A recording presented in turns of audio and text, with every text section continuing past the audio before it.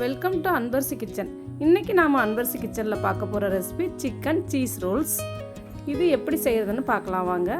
இதுக்கு நாம் எலும்பில்லாத chicken 300 gram அளவுக்கு எடுத்திருக்கோம். ஒரு பெரிய வெங்காயம் கட் பண்ணி சேர்த்துருக்கோம். கொஞ்சமாக சின்னதாக ஒரு 1/2 இன்ச் அளவுக்கு இஞ்சி சேர்த்துருக்கோம்.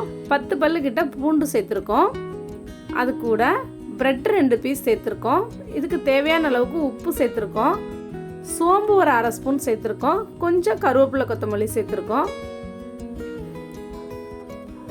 இதை மிக்சியில் நம்ம அரைச்சி எடுத்துகிட்டு வந்துடலாம். இப்போ அரைச்சி எடுத்துகிட்டு வந்துட்டோம். இதை ஒரு பவுலுக்கு ட்ரான்ஸ்ஃபர் பண்ணிடலாம்.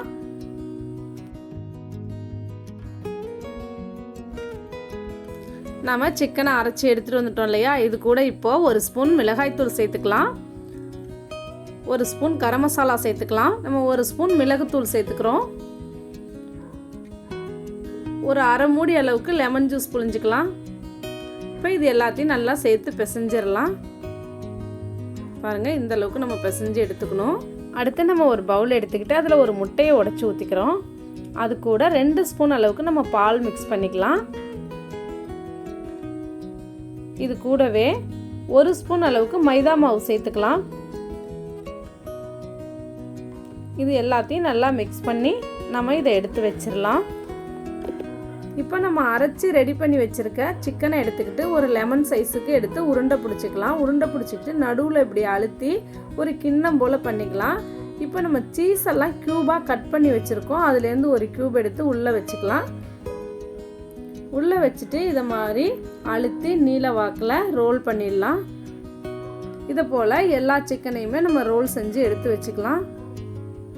இப்போ நம்ம முட்டையும் மைதா மாவும் மிக்ஸ் பண்ணி வச்சுருந்தோம் இல்லையா, அது கூட கொஞ்சம் மிளகுத்தூள் மஞ்சள் தூள் சேர்த்துட்டு நல்லா மிக்ஸ் பண்ணி விட்டுடலாம்.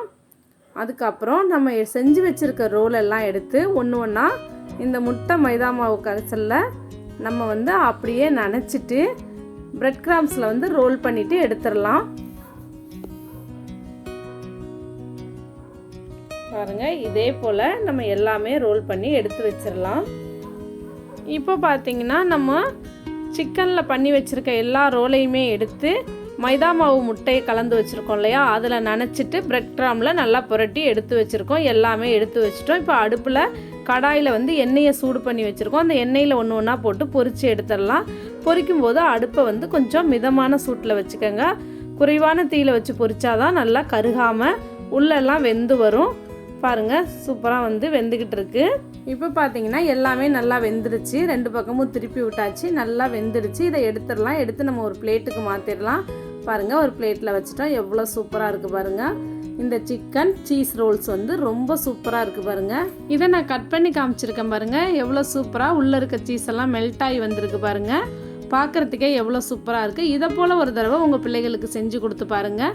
உங்களுக்கு இந்த பதிவு பிடிச்சிருந்துச்சுன்னா லைக் பண்ணுங்கள், ஷேர் பண்ணுங்கள். நன்றி, வணக்கம்.